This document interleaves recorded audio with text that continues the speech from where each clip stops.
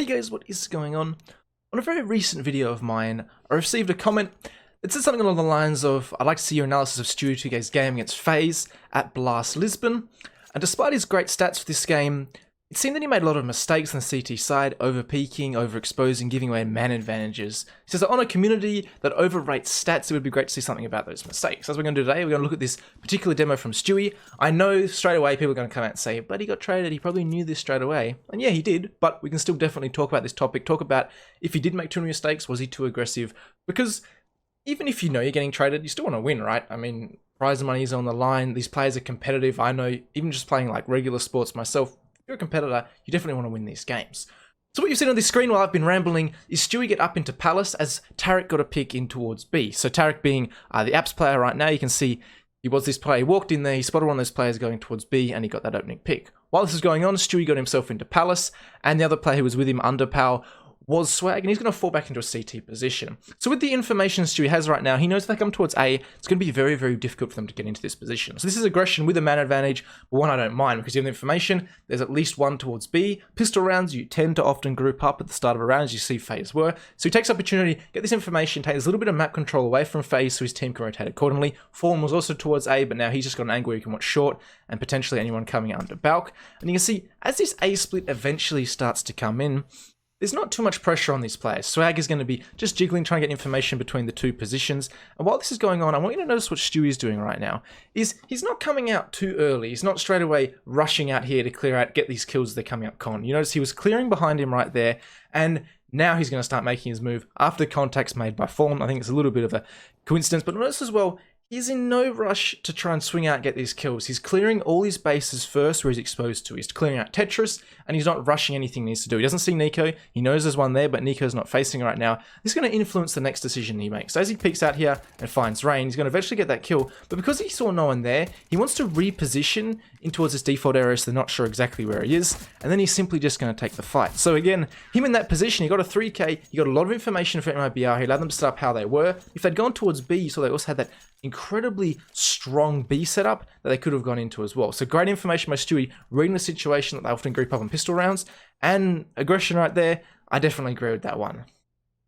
I'm going to tell you right now, the start of this game looks great for Stewie. So I'm going to go through obviously the good things. I'm not just going to pick out the things that agree with the comment we got earlier on.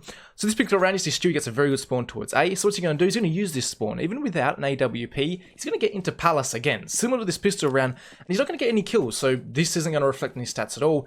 But it is a big play because of what it allows his teammates to do. So notice he gets in here straight away and finds these angles in towards Palace.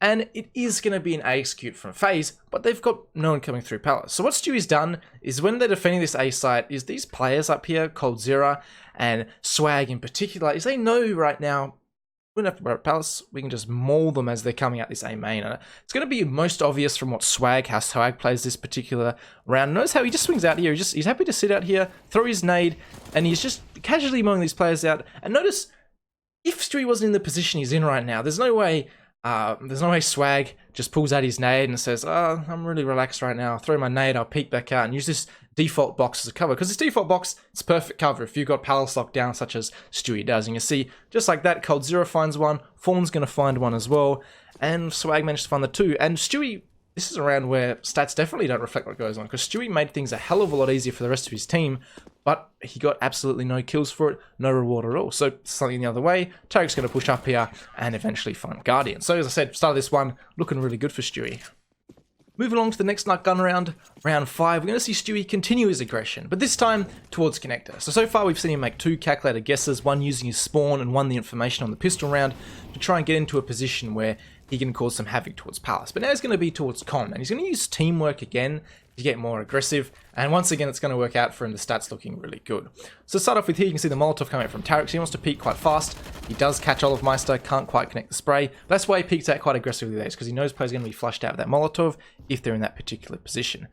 Now, in this 5v5, they want to try and pressure this area. They know right now there was players unders, they're probably going to have some kind of mid controls. This is not an uncommon play at all. You're going to see Fallen flash Stewie out from this position there. Stewie's going to peek out. He's He's going to find that kill nice and close before he disappears, and notice him pre-firing that underground position. He knows the likely trade spot is going to be from that player there. If he's not peeking out, he's ready to peek out right now. Try and trade Stewie, try and trade that kill onto Rain. He sees no one there at all.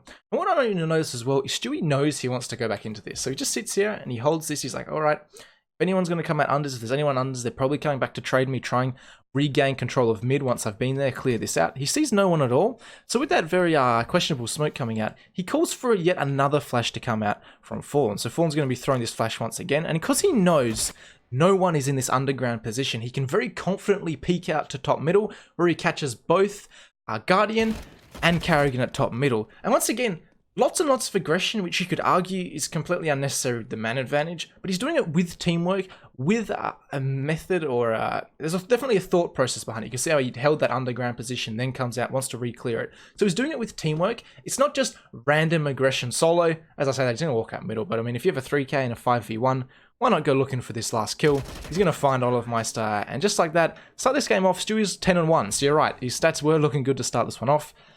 But as we continue into this, will he continue to look so good, making such calculated decisions? In round 6, things continue to go quite well for Stewie. No real aggression from him, except for just some really sharp shooting. You see, finding those players there. So maybe a bit of a misplay from Faze, trying to go drought onto this A site. And again, this is a man who's feeling it. Notice how he's hunting that kill. Again, probably unnecessary, but all those different players facing, got 4 players facing when we end that round. There's nothing wrong with that at all. So even more stats for Stewie. No aggression in that one, so it was real quick. Let's continue to move along. Round 7 is a round where you could definitely say Stewie lost it for them. And again, he's going to be playing in towards this connector position. Fallen's going to get the early info that they're going for quite an aggressive mid with that leg shot.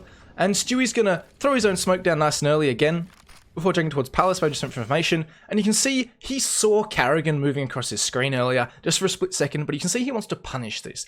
And Rain finds the timing perfectly to push through and punish Stewie, maybe getting over aggressive right now. Instead of just getting information and saying, hey, there's a player jumping in window, Fallen, could you punish him, please? As you can see, Fallen's ready to do. Stewie wants to go searching for this kill and trying to find it. Again, when you're 14-1, it does change the mentality of how you like to play. Rain pushes through us on timing and punishes him.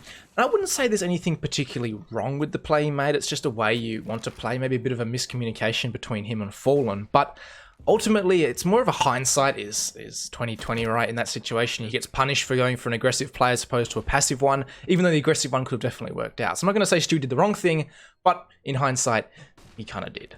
And this round definitely, or this kill definitely loses them round. You can see with Carrigan in this position, trying to hold anyone from behind, ready to trade. It allows Rain just to post up here in con, and as these players try and rotate through CT, I mean, an AUG on a stairs line, it's going to be very, very difficult to try and deal with that. And you can see, basically, no one from MRBR can get in. So Stewie definitely lost in this round. Was it a misplay by him? Potentially. But I think, again, hindsight, losing the round there. Either way, he could have gone either way. You can say the exact same thing about the Palace pushes. Someone's there waiting for him, he dies, but he wins him the round in those previous ones. So again, making these risks, trying to get these kills, this one doesn't pay off for him, so he does lose them the round. But again, as I said, you can't get it right every single time with these aggressive play styles. It is either high reward, as we saw, or in this case, you lost them the round. So I defended Stewie a little bit in that previous round, because I could definitely see the reward behind what he was doing.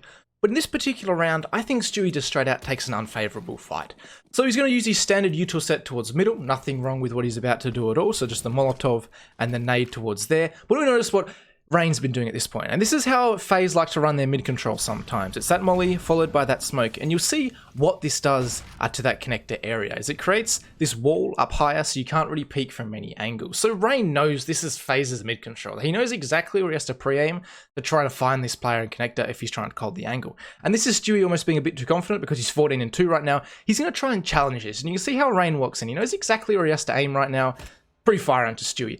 This is not a favourable fight at all to take, and I think Stewie should be able to recognise the fact that this is not a fight he should be taking. Rain's going to know exactly where he's going to try and peek from, because that's the whole point of this second smoke he's thrown. There's only one angle the CT's going to peek from, and Rain's going to be pre-firing. You can see what it does for Stewie. He's trying to hold the angle, he's trying to pre-fire it, but for Rain, this fight is just too easy, and Stewie's going to get taken down. So Stewie, when those smokes come in towards connector, I'd say you just got to leave it. You got to give that connector area, because you know Rain's going to come out pre-firing that.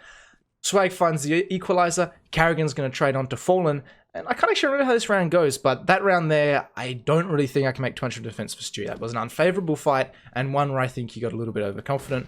Not sure if I lost in the round because the rest of the defense collapsed, but I think it definitely applied pressure to those A players. So 4v2, another round you could definitely say was a bit of Stewie's fault, and that one, I'm not really going to defend that one. And after this, not too much happens the next few rounds. Round 9, they win pretty convincingly. Round 10, he's just holding A normally with 3 players in the A site, but they can't manage to lock it down. Round 11 and 13 are both eco rounds, and on round 12, he is left in a 1v2 retake. So not too much interesting going on there, so we're going to skip right ahead to round 14. Now in this round 14, it's a round where Stewie goes for 1-for-1. He gets 1 kill and dies. So as a CT, you generally say it's not good enough. That normally favours the T side.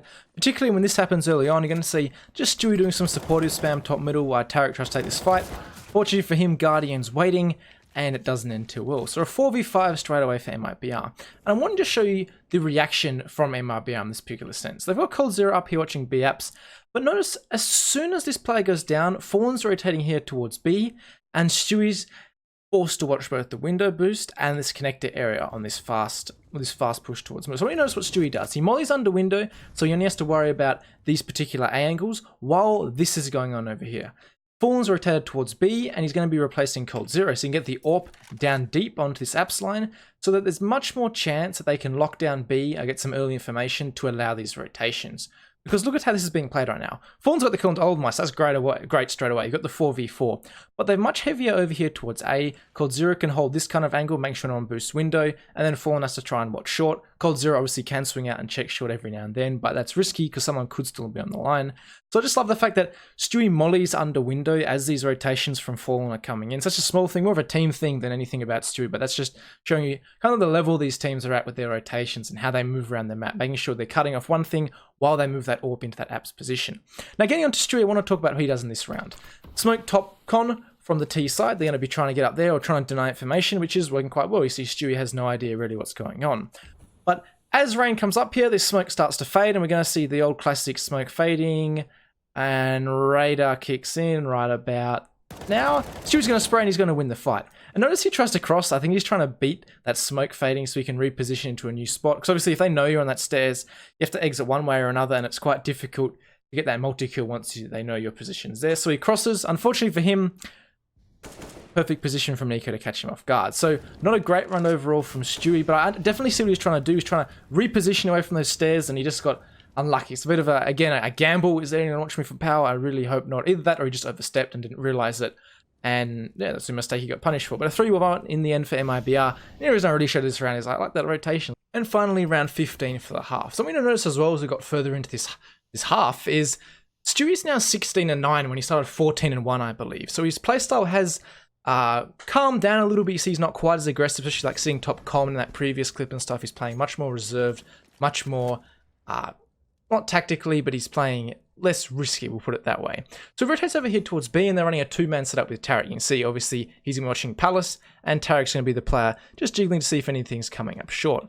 And for some reason, I think they decide they want to go for some short presence or some short control as this take comes in from Faze. And Stewie could have easily got back towards site or back towards that marketplace, but maybe he wasn't comfortable crossing back towards site. You can see Carrigan could have potentially seen him if he was a little bit wider trying to cross that angle. So I'm not sure what was going on in Stewie's mind in this one, but he decides anyway to try and back himself in this corner, so he's not in a great spot. You can see, even if he'd got Carrigan here, Rain's going to be peeking out, Nico's going to be peeking out, and he's really out of position in this particular round. So whether that was timing, maybe they're trying to get information towards short, I'm not sure exactly what they were doing, and Stewie could have crossed, but he gets cut off in a bad position. So this round, I think they end up losing it, and it could definitely be his fault because he doesn't do a great job with it, but yeah, he's gonna cost him the first couple of kills. That being said, guys, that is actually about it for this video. That's the half round, round 15 gone. Let me think, do you think I was fair? Do you think I was too nice to Stewie? There's only really that one round that I really think he misplayed it, and this one here was a little bit confusing to me, definitely around 15. He was not in an ideal spot at all. But again, let me know what you think. Make sure to like and subscribe if you enjoy this kind of content, and I'll catch you all in the next video.